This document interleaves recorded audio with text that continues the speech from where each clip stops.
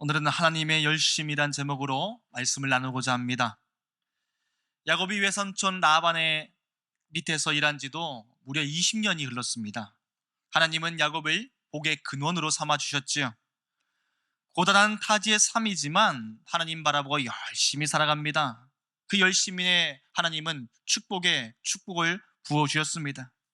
그래서 외삼촌 라반의 집안도 복을 받습니다. 소떼와 양떼가 무수히 많아졌다, 그렇게 증언합니다. 하나님 약속하신 것처럼 믿는 사람이 있는 곳, 하나님의 약속이 있는 곳, 거기에 축복이 임하는 것이지요. 예수 믿는 사람이 있는 곳에 하나님의 은혜가 임해야 됩니다. 예수 믿는 사람이 있는 곳에 축복이 임해야 됩니다. 하나님은 우리를 축복의 사람들로 불러주셨거든요. 야곱을 불러주신 것처럼 하나님은 그가 서 있는 그 자리에 야곱 때문에 축복받게 하셨다는 것입니다.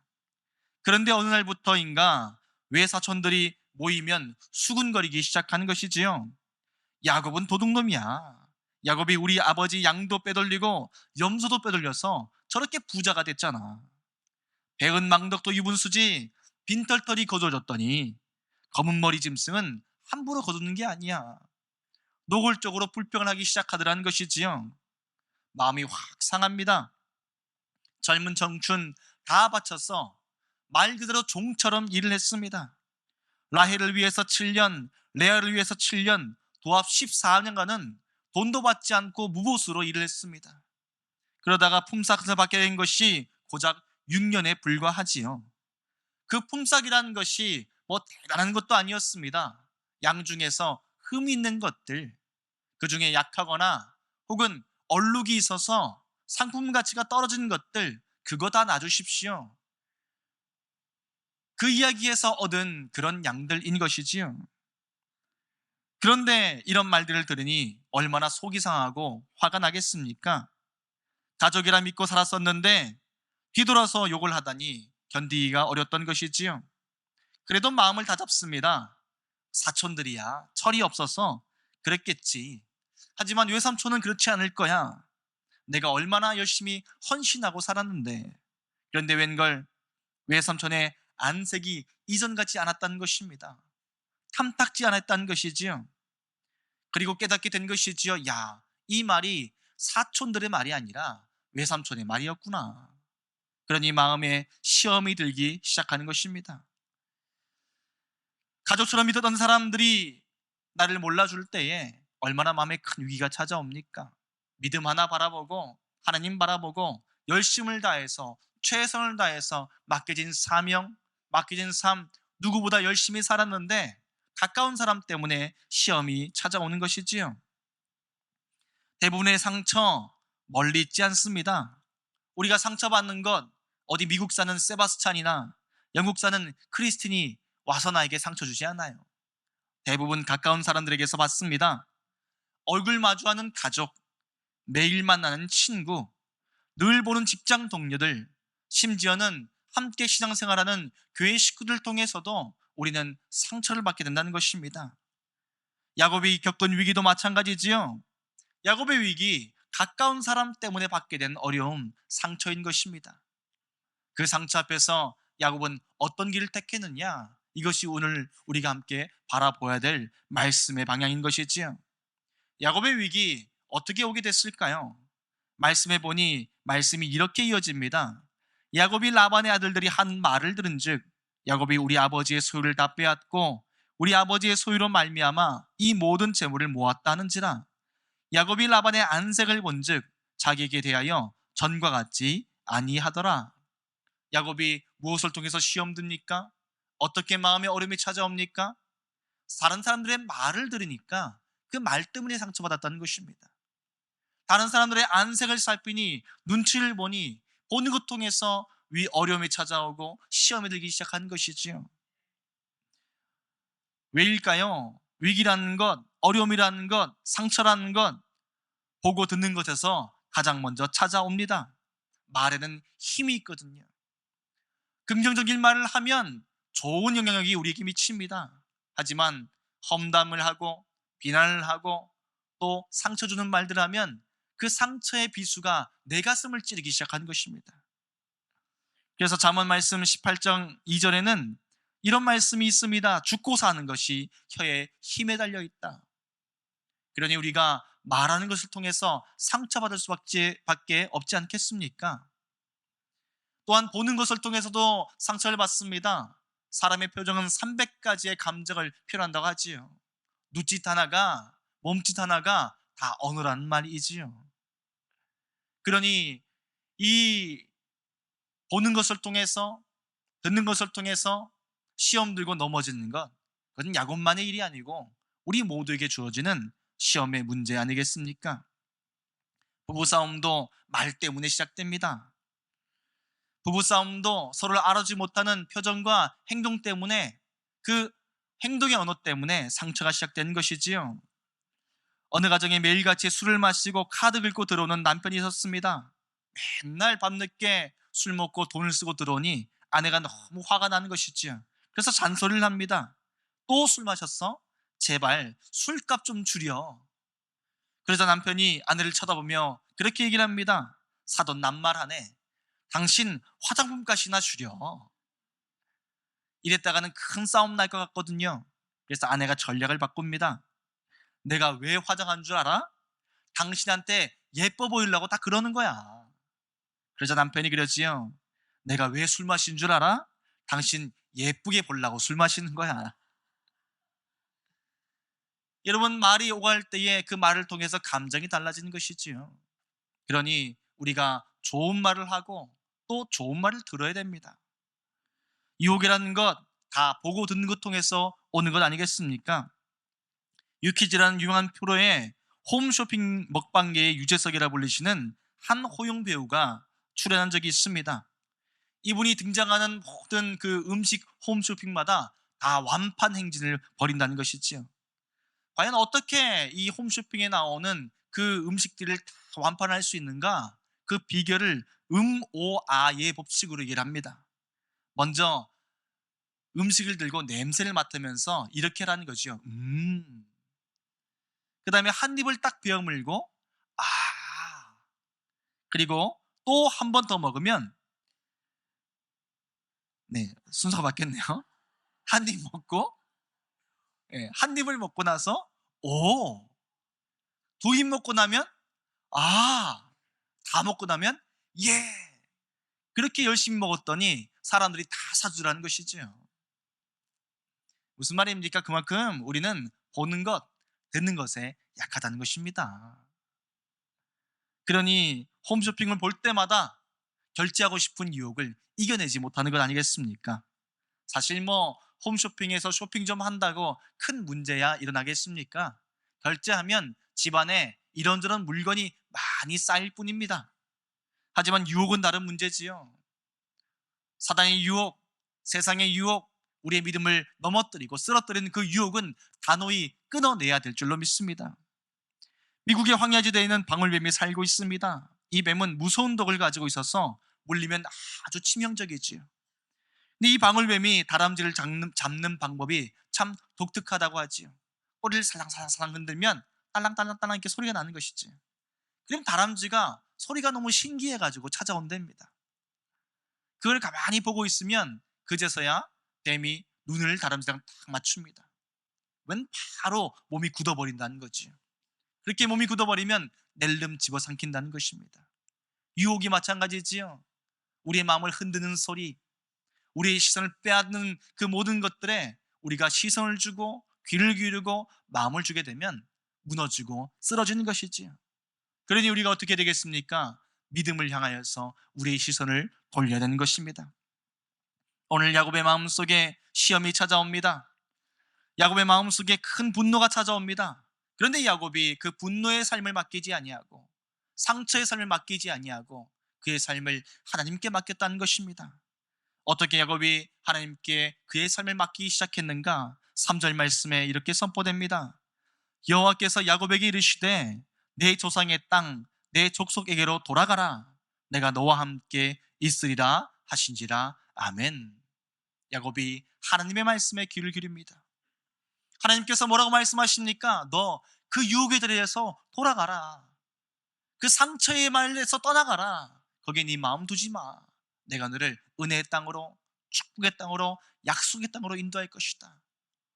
여러분, 상처가 찾아올 때에, 유혹이 찾아올 때에 떠나시길 바랍니다. 돌이키시길 바랍니다. 거기에 머물러 있으면 우리의 마음이 젖어들기 마련입니다. 거기에 머물러 있으면 그 유혹에 쓰러질 수밖에 없는 것입니다. 그러니 우리가 돌이켜서 하나님을 바라봐야 될 줄로 믿습니다. 세상 말을 듣지 않고 하나님의 말씀 들을 때에 우리의 삶에 하나님의 능력이 나타나기 시작합니다. 세상의 시선을 거두어서 하나님 바라볼 때에 우리의 시선에 믿음의 눈이 열린 줄로 믿습니다. 그러니 주님을 바라보는 것, 하나님을 바라보는 것, 그것이야말로 우리의 삶을 승리로 이끄는 하나님의 축복인 것이지요. 야곱이 눈을 들어 하나님을 바라봅니다. 하나님의 어떤 모습을 보게 되었을까? 오늘 말씀에 하나님의 열심을 발견했다는 것입니다. 하나님은 어떤 분이실까요? 열심이 특심하신 분이시지요. 그 열심을 찾고 또 찾으면서 그가 상처에서 벗어나 믿음의 길로 걸어가게 되었다는 것입니다. 오늘 우리가 만나는 하나님 어떤 분이십니까? 열심히 특심하신 분입니다. 우리보다 더 열심 많으십니다. 우리보다 우리를 더 사랑하십니다. 그러니 우리가 내 시선을 돌려서 하나님 바라봐야 될 줄로 믿습니다. 5절부터 9절까지의 말씀에 야곱이 발견한 하나님이 이렇게 나타납니다. 우리 말씀 다 같이 한번 다시 읽어보겠습니다. 5절부터 9절까지입니다. 시작. 그들에게 이르되 내가 그들의 아버지의 안색을 본즉 내게 대하여 전과 같지 아니하도다. 그러할지라도 내 아버지의 하나님은 나와 함께 계셨느니라. 그대들도 알거니와 내가 힘을 다하여 그대들의 아버지를 섬겼거늘 그대들의 아버지가 나를 속여 품삯을 10번이나 변경하였느니라. 그러나 하나님이 그를 막으사 나를 해치지 못하게 하셨으며 그가 이르기를 점 있는 것이 내 삭시되리라 하면 온 양떼가 낳은 것이 점 있는 것이요 또 얼룩무늬 있는 것이 내 삭시되리라 하면 온 양떼가 낳은 것이 얼룩무늬 있는 것이니 하나님이 이같이 그들의 아버지의 가축을 빼앗아 내게 주셨느니라. 아멘. 하나님의 열심히 나타나는 특별한 표현들이 오늘 말씀에 나오지 않습니까? 그러할지라도 외삼촌의 안색을 살폈는데 그 안색은 부정적이었습니다. 자기 자신만 생각합니다. 그러나 그러할지라도 세상이 어떤 시선으로 날 바라볼지라도 하나님은 나와 함께 하셨다. 놀라운 축복 아닙니까? 우리가 만난 하나님이 그분인 줄로 믿습니다. 세상이 뭐라 할지라도 하나님은 우리 붙들어 주십니다. 세상이 뭐라 할지라도 하나님은 우리 삶을 복 주신 줄로 믿습니다. 그러니 그 열심에 우리의 시선을 맡겨야 되는 것이지요. 하나님도 어떤 분이십니까? 그러 나의 하나님이십니다. 그들의 아버지가 나를 속여서 품삯을 10번이나 변경하였느니라. 그러나 하나님이 그를 막으사. 세상은 우리보다 더 뛰어난 사람이 많습니다. 여러분, 우리가 하나님을 의지할 수밖에 없는 이유가 여기 있지 않습니까? 원래 뛰는 사람 위에 나는 사람이 있는 것이지요.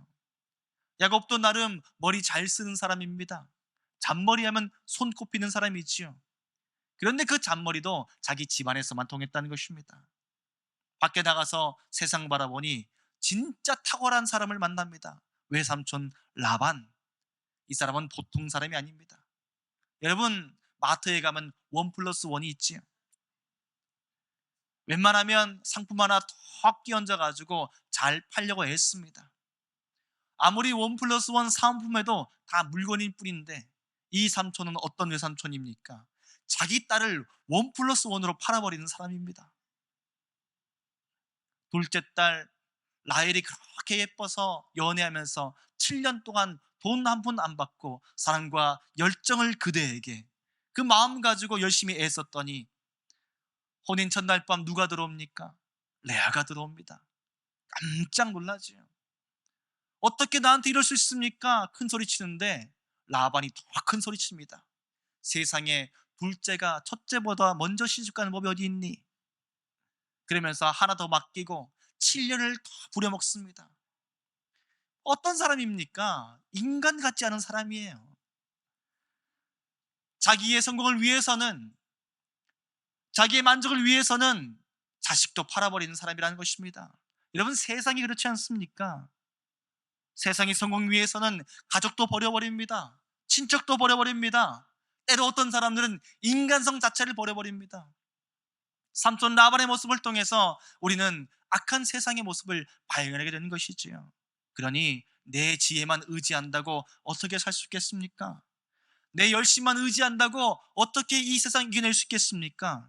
모든 것을 뛰어나게 채우시는 하나님의 열심을 바라보시길 축복합니다. 그 열심에 눈을 뜨기 시작하자, 베델의 하나님을 만나게 되자 그가 하나님의 열심 가운데 자신의 인생을 맡기게 됩니다. 그러니 보고 또 봐도 하나님의 은혜지요. 라반이 10번이나 속였는데 하나님 어떻게 하십니까? 그 10번을 그대로 뒤집어 가지고 다 야곱의 인생을 축복으로 바꿔주십니다. 그래서 하나님은 이같이 바꿔주셨느니라, 이같이 바꿔주셨느니라. 하나님이 이같이 우리를 붙들어 주신 것입니다. 하나님이 우리를 이같이 쓰신 것입니다.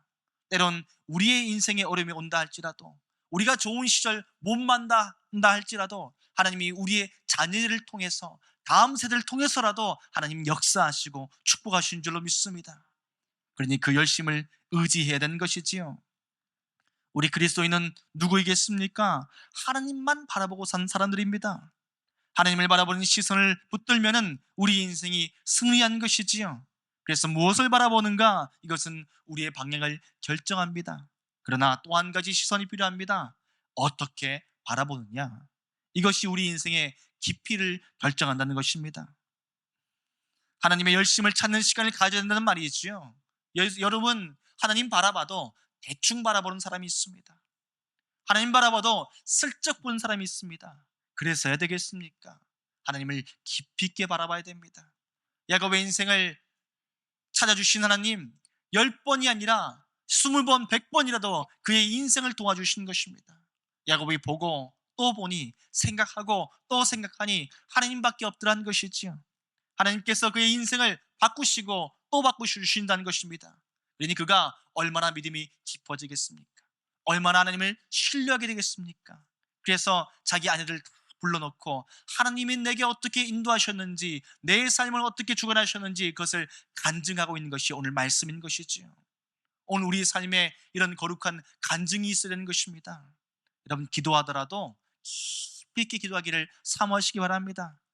말씀을 보아도 그 말씀의 능력을 얻기를 사모하시기 바랍니다. 일주일에 한 번 교회 와서 예배 듣고 말씀 선포한다고 해서 이 말씀 하나 가지고 얼마나 오래 갈 것 같습니까? 여러분, 저는 알고 있어요. 여기에서 우리 함께 말씀 나누지만 문 밖을 나서고 함께 인사하는 순간, 아유 목사님 감사합니다 하는 순간 기억이 다 쏟아집니다. 그리고 깨끗한 마음으로 집에 가는 거예요. 그러니 이 주일날은 어떤 시간일까요? 우리의 시선을 하나님께로 고정하는 시간입니다. 세상에 젖어 살다가 때론 내 상처에, 아픔에, 어려움에 이것저것 생채기 있고 살다가 주일날 주 앞에 와서 하나님께 시선을 고정하고 나면 이제 그 말씀 붙들고 주님과 깊이 있는 삶을 걸어 나가시라는 겁니다.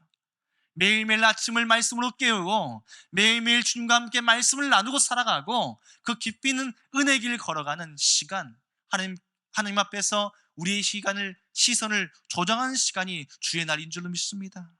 그렇다면 우리가 이 시간 결단하고 문 앞에 나갈 때는 하나님, 내가 이제 매일 주와 함께 살겠습니다 결단해야 될 줄로 합니다. 그 결단이 있어야 우리가 주님 안에서 살아가는 그리스도인이 되는 것이지요. 마틴 루터가 하루는 길가에서 식당에 앉아서 아침 식사를 하고 있는데 맛있는 음식 냄새를 맡은 강아지가 쫄래쫄래 옆에 앉아 있는 거예요. 처음에는 밥 먹느라 발견 못했는데 뭐가 다리를 툭툭 칩니다. 봤더니 귀여운 강아지가 꼬리로 다리를 툭툭 치는 거예요. 그리고는 해맑은 눈빛으로 루터를 바라봅니다. 왜 바라볼까요? 맛있는 고기가 있으니까 바라보는 것이지요. 눈을 보니까 너무 애처롭잖아요. 귀여워서 고기 한 점을 줍니다. 그러니까 막 꼬리를 흔들면서 열심히 바라보는 거예요. 너무 이쁜 나머지 한 점 주고 또 주고 또 주고 하다 보니까 나 먹을 것 없이 다 주고 말았습니다. 그리고 나서 집에 가는데 갑자기 하나님의 감동이 그의 마음에 찾아오는 것이에요. 야, 내가 하나님을 이렇게 바라봐야 되는 것이었구나. 그리고 친구에게 편지를 씁니다. 난 아침에 만난 강아지로부터 배운 것이 네 딴에 만약 그 강아지가 고기를 들고 있는 내 손을 바라보는 것처럼 우리가 하나님을 바라보고 살아간다면 하나님은 분명히 기뻐하시고 감동하실 거라는 사실을 새롭게 깨닫게 되었다니. 여러분 어떻게 주님 바라보시겠습니까? 진실로 바라보시길 바랍니다. 성경 말씀에도 여호와를 앙망한 자는 새 힘을 얻으리냐 했습니다. 앙망은 그것만 바라본다는 것입니다. 제비 새끼들이 어미가 와서 물어주는 그 음식을 먹기 위해서 입을 쫙쫙 벌리면서 오직 엄마만 바라보는 것처럼 우리가 그렇게 하나님을 갈망하라는 것입니다. 그때 하나님께서 우리의 삶에 은혜를 부어주시지요. 성령을 부어주시지요. 삼원자에게 하나님의 은혜가 넘친다는 것입니다. 주대존 장로님은 바라봄의 법칙이라는 책을 쓰면서 그의 삶을 이렇게 간증합니다. 경남 산청에서 태어나서 부모님의 갑작스런 사업 실패 때문에 거주도로 내려가게 됐습니다. 여러분 실패한 삶이 얼마나 힘들고 고달픈지 모릅니다. 어떻게든 다시 일어서야 될 텐데 아버지는 그만 그 상처 때문에 병을 앓습니다. 그리고 이 가정 지켜주지 못하고 돌아가시고 말았지요. 초등학생 때부터 혼자 삶을 살아가야 됩니다. 공부를 해도 고학을 해야 되는 그런 처지에 놓여 있지요. 그런데 그런 인생이 좌절하지 않고 긍정적으로 밝은 승리의 삶을 살게 된 비결, 그게 어디 있는가? 바로 주씨 아저씨에 있었다고 합니다. 장로님이 처음 교회 나갔을 때에 교회 문 위에 이런 말씀이 걸려 있었습니다. 주 예수를 믿으라. 그리하면 너와 내 집이 구원을 얻으리라. 근데 그 말씀이 그렇게 좋더래요. 야, 나도 주 대준인데 예수님도 주 예수셨구나. 같은 주씨 집안이니 그렇게 마음이 좋더랍니다. 그때부터 열심히 예배를 드리고 열심히 기도하고 주의 말씀 앞에 나가는데 그 말씀 한 절 한 절이 그의 삶의 생명의 말씀처럼 다가오는 거예요. 하나님이 내 아버지가 되셔서 내 삶을 붙드시는 은혜가 부어졌다는 것입니다. 그러니 소망으로 살지요. 하나님의 능력으로 살지요. 하나님의 열정으로 살아가지요. 그래서 그렇게 바라보았던 청와대에 들어가서 경호원으로 일하게 됩니다. 또 그뿐입니까? 열심히 기도하며 믿음 바라보고 살았더니 경호 시스템을 IT로 변화시키는 그런 일도 해냅니다. 또한 탁월한 리더십으로 경호실 사람들의 학업 수준을 엘리트까지 끌어올립니다. 또 더 나가서 청와대 사는 사람들을 보니까 새벽기도 나가는 사람도 교회 나가는 것을 티를 내지 않고 살아가는 거예요. 혹시나 불이익을 당할까봐 두려워 떨면서 신앙생활을 합니다. 믿는 자가 그래선 되겠느냐? 그 마음 가지고 기도하면서 기독 신회를 만듭니다. 한국기독교 공직자 선교연합회를 창립합니다. 그리고 믿는 사람이 세상에 모범돼서 하나님의 증인으로 살아야 되겠다는 그 소망 가지고 많은 사람들을 복음으로 이끄는 거룩한 리더의 길을 걸어가셨던 것이지요. 장로님은 그렇게 말씀하셨습니다. 세상 바라보고 살 때에는 내 인생이 첩첩산중이었지만 하나님 바라보고 살아가니 하나님이 기적의 문을 열어주셨다는 것입니다. 오늘 그 하나님의 열정이 우리의 삶을 붙들 때에 우리의 삶이 은혜의 삶으로 변화될 줄로 믿습니다. 우리가 바라보는 것이 미래가 되지요. 상처를 바라보면 상처 덩어리가 될 수밖에 없습니다. 그러나 예수님 바라보면 우리 죄를 대신해서 십자가에 못 박히신 그 주님의 피 흘림의 상처가 우리의 상처를 어루만져 주신다는 것입니다. 그리고 소망을 주시고 비전을 주시고 믿음으로 나갈 수 있는 믿음의 눈을 열어주실 줄로 믿습니다. 그러니 하나님의 약속을 바라보십시다. 하나님의 역사를 바라보십시다. 하나님의 임재를 바라보십시다. 그 믿음 바라보고 주와 함께 걸어갈 때에 하나님이 우리 인생의 코치가 되어주셨어 내 삶을 하나님의 역사의 삶으로 바꿔주실 줄로 믿습니다. 오늘도 이 결단 가지고 주님의 열심 안에 내 모든 열정을 맡겨드리는 거룩한 결단으로 주와 함께 서시는 우리 분당제일의 모든 가족들 되시기를 주의 이름으로 간절히 축복합니다.